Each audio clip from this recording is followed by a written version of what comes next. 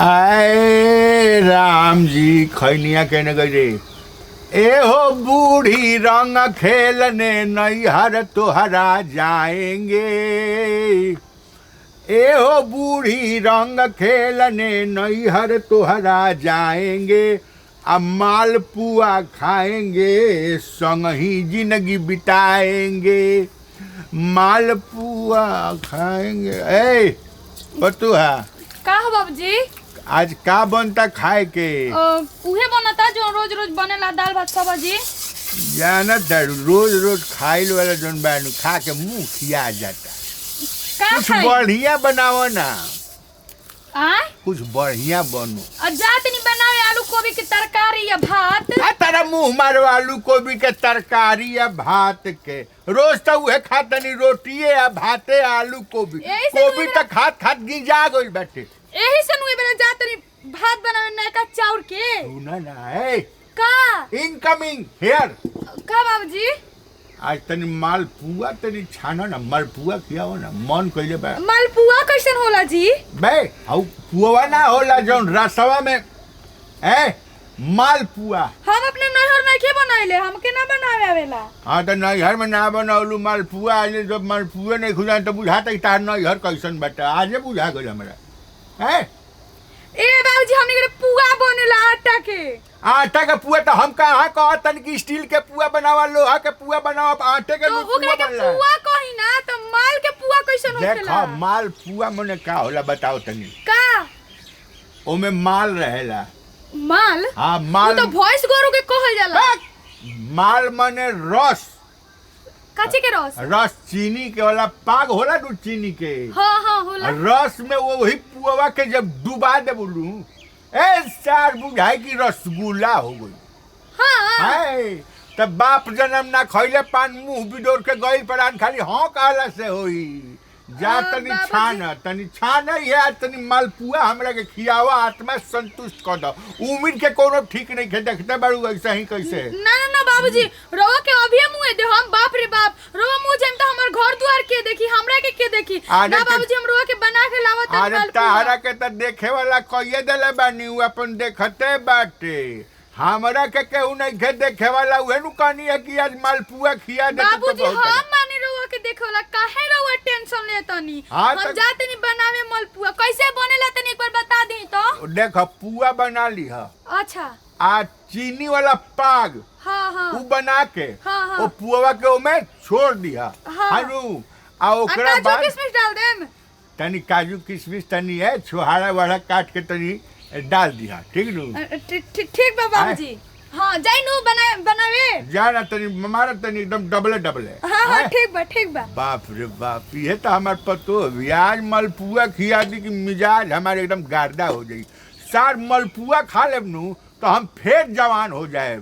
ए हो बूढ़ी रंग खेलने नैहर तुहरा जाएंगे। ए होली खूब मनाएंगे।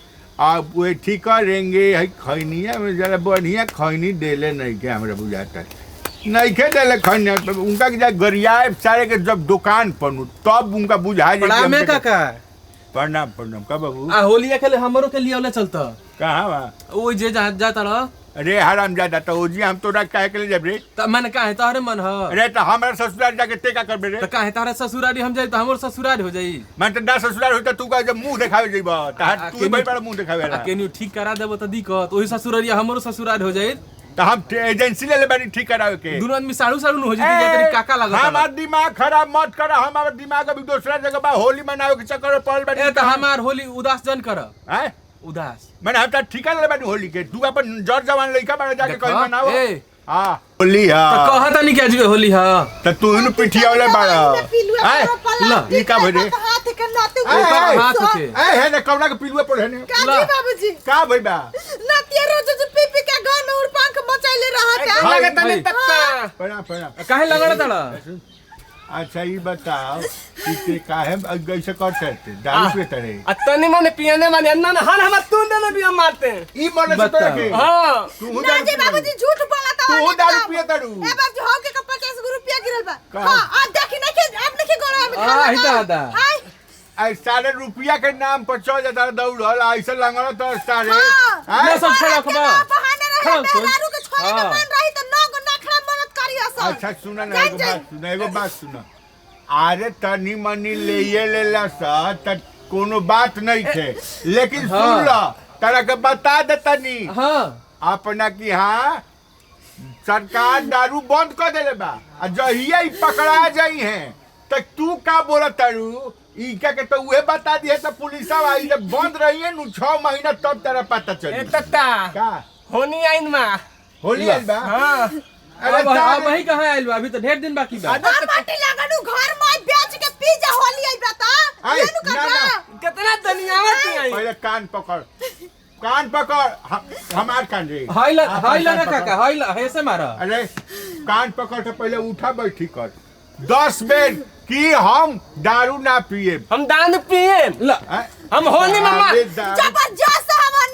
होली में दान पे नहीं पाए होली में तू टूट जाला अरे छोड़ा मारा ना की इंजन अगर पलट जाओ सुना दारू पिए के पहले हमरा से पूछ लिए हाथ तनी मानियो ना हमरा से पूछ लिए खाली अनु आ सुना होली के दिन आवे वाला बाटे तनी बढ़िया से रहलो कि रमन चमन कर के अब उत्पाते मचा दे बाबूजी वो दिन बनाइले रहनी पुआ पूरी खूब रहो हल्दी के बदल ललका रंग डाल दिहलन ललका रंग हल जा गेला आज बाबू तो जे खइले ओकर मुंह लाल हो गेले और कुछ लाल हो गई मां बुझात रहनो कि मां से खइले बल्ला लाल राम रे राम अच्छा बाबू सुन ना सुन होली के दिने लेवे के पहले हमरा से एक बिया के भेंट कली है ओकरा बादे डिसीजन जोन होई कइल जाई काजी बाबूजी रौ रुपी गारते बनी हम मेहरबान मारे लगी तोहरो के ई बात कहतनी बाबू कि होलिया के दिने माहौल सरकार के का बाटे उ देखिए के नु पीना तो 6 महीना का ती भीतर चल जाई ई बुझेले नहीं नो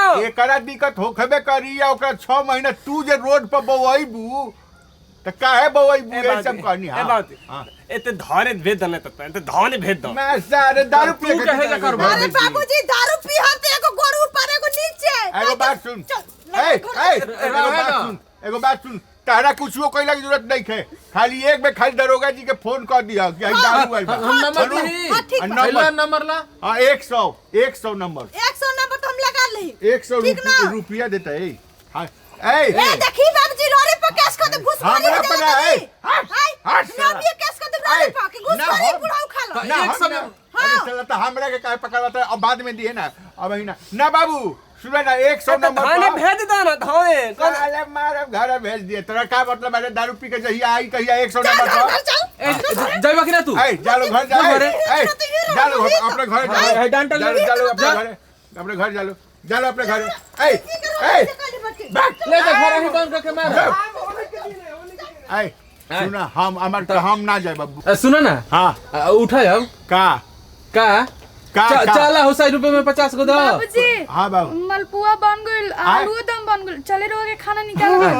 ए काका सुनो ना हमरो खइले ढेर दिन हो गइल बा आ बनी गइल बा तो चलो खा लीती हमहू सुन ना हां तेरा और कोनो काम नहीं है अब का कमाई बेटा बस खाए के बेटा बेरा होयो गइल बेटा सुन ना हां चल ना ठकुरवा के यहां से हमरा खैनी किनवा दिए सुनो ना आ जब बनी गइल बा तो खा लीती जा हमरो भूख लागिए गइल बा सुन ना हां मलपुआ खइबे एकदम बिना खइले जाबे ना करब हैं तोरो डायबिटीज भइल बा बे कहियो ना ना तो ई मलपुआ जन बानू नीमक में के बनवाले बा ए औरी मजेदार बा ना डायबिटीज वाला खाली खा ले उठा ना सारे तू हमरा कवाड़ी में टपला त मुआ दे सारे हम जले खाइम ना तले जाइम ना उठा हां खाए में जाइम ना दादा इधर बनवाले बा मलपुआ हमार दादा के घर भाई कबो खैनी मांगे ला हां तो चल खैनी खरीदवा खा के चलो किनवा देम आए हो सही गुमियल बनू ओही में से 50 को धले में 50 रुपए के धर खैनी किनवा ठीक है चल